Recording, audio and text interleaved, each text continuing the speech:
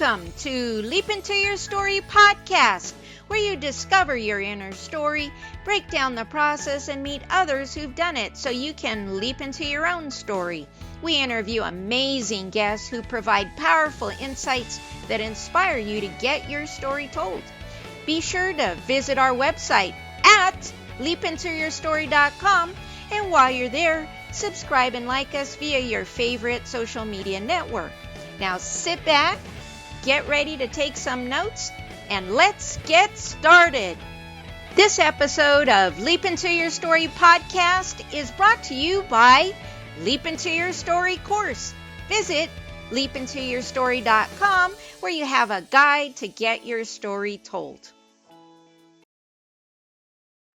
I'm Victoria Andersen, and welcome to the Leap Into Your Story podcast, where you discover your inner story, work through the process, and meet others who've done it. We interview amazing guests who provide powerful insights that will inspire you to leap into your own story. So be sure to visit our website at leapintoyourstory.com, and while you're there, subscribe and like us via your favorite social media network. And this episode, we're going to learn about paranormal passion. And this is a little different than my other podcast because I'm the featured author. This is the first part of my 3-part series for October. And in them, I'll be discussing my 3 books, the paranormal experiences, as well as my life and writing journey that brought it to that point, so I can actually fill up 3 books about it.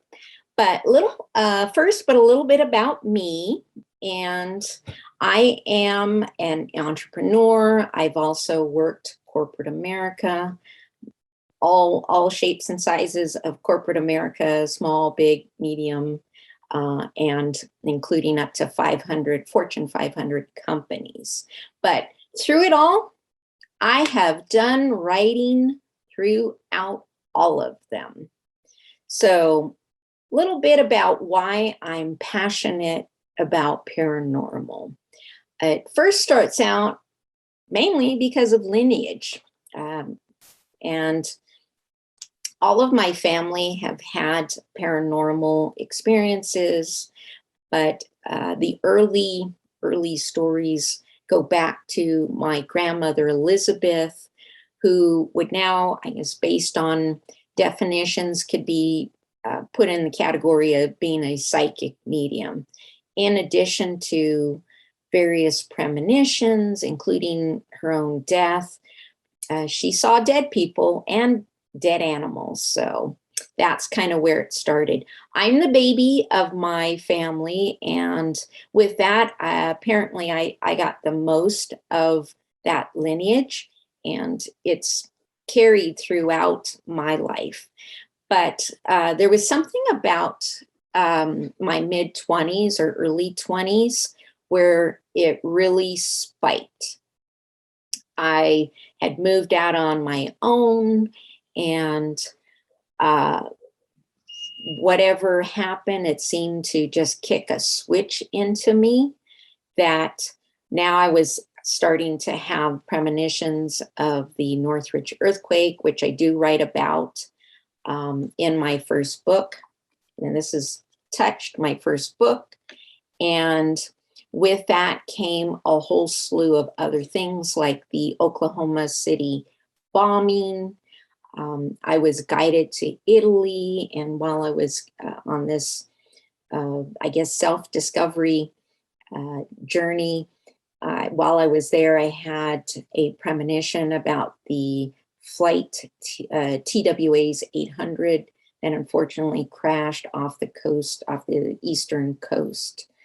But my book chronicles a lot of the details and the premonitions leading up to it, thoughts and feelings through it all, because having premonitions isn't always a good thing. It can be kind of scary. You're kind of looked at like a kook. You try to talk to people about it. But certainly don't ever ask for that ability to be shut down, because if you read my book, you're going to see that that turned out pretty disastrous because I did get my wish on that. And I spent the last 20 years trying to build it back up. But in my first book, there's also talking about the family lineage a little bit, and not only big premonitions, but unfortunately some smaller ones. Like I predicted the death of my mother. So although it tends to be, there's a big fascination with psychic ability, there is a dark and downside about it too, because you have to carry these premonitions with you. And a lot of times you don't understand or don't know how to process them. And that can even be a struggle writing, because your readers may not understand how to connect with what you're thinking, feeling, experiencing. So one writing tip I would recommend, and it's been shared with others who've had spiritual journeys and paranormal ability, is to always sandwich your description about a paranormal an occurrence in between something not so paranormal. Cat was meowing in the middle of the night out of nowhere. Their food bowl is empty, and when I got up, there was this menacing shadow with glowing eyes. And then go back to it disappeared and the cat seemed to be okay. So you're always kind of grounding your description with something not so paranormal. So that would be one of my tips for paranormal writing. But let me go ahead and just maybe dive into a little about why podcasting. And because something that's definitely out of my comfort zone. I don't like to be seen. I'm a writer, not necessarily a presenter. So this was my big stretch to get my message out there for new writers who maybe don't have the confidence or the courage or the motivation or the encouragement from people around you to just step out of your comfort zone. When I started writing, you had to go through all the, try to get a literary agent, submit your query letters, and that was just a long, draining process.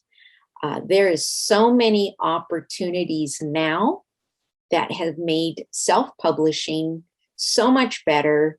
The stigma is pretty much gone. Although I'm not going to lie to you, having a publisher, signing with a publisher is exciting and validating. But in my case, a very reputable publisher that I did sign a contract for all three of my books went under. So not wanting to start the whole process again, I explored self-publishing, and it's one of the best things I've ever done. You're in full control of the whole process, and people who know me personally know I love to be in control. So, but I decided I'm going to take hold of my destiny when it comes to publishing my books, and I don't regret it one bit.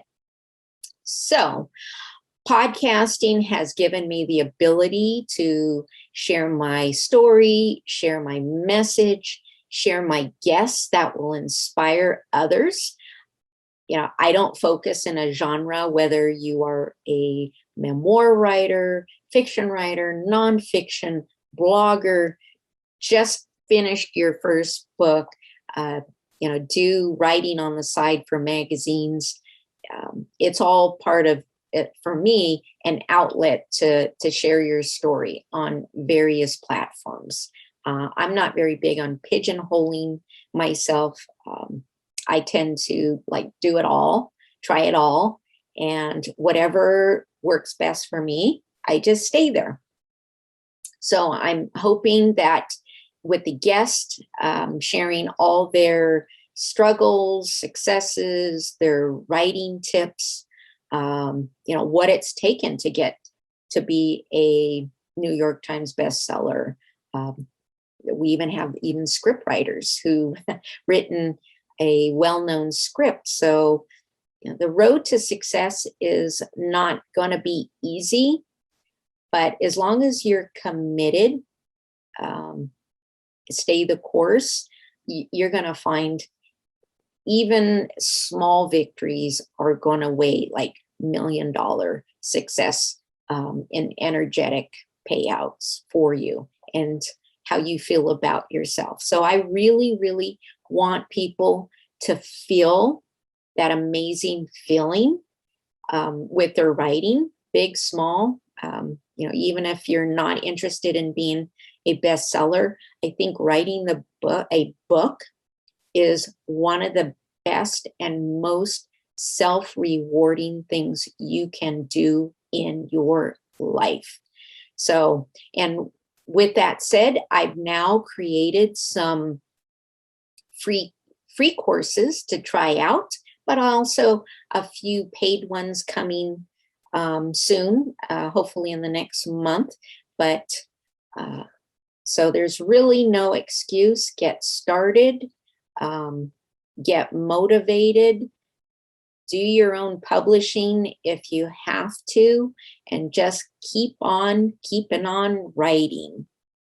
So I'm looking forward to talking to you about my other 2 books in the next few podcast series and going over some of the struggles I had with them. They had their own unique struggles, different than my first book. So, but I'll dive into more about obstacles and getting through those in the next series. So, with that said, I want to thank you for tuning in to the Leap Into Your Story podcast, where you discover your inner story, work through the process, and meet others who've done it so you can be guided into your own writing journey. Now, remember to visit our website at leapintoyourstory.com and enjoy even more great episodes like this one. And also, you will find a free writing course, how to get over some obstacles. So if you go to leapintoyourstory.com/gifts, take that free course and get yourself writing. And again, while you're there, subscribe and like us via your favorite social media network. We are looking forward to seeing you next time here on the Leap Into Your Story podcast.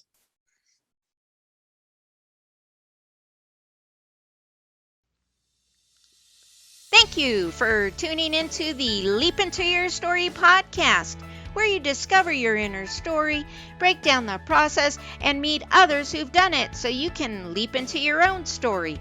Remember to visit our website at leapintoyourstory.com and enjoy even more great episodes like this one. Again, while you're there, subscribe and like to us via your favorite social media network. We're looking forward to seeing you next time on the Leap Into Your Story podcast.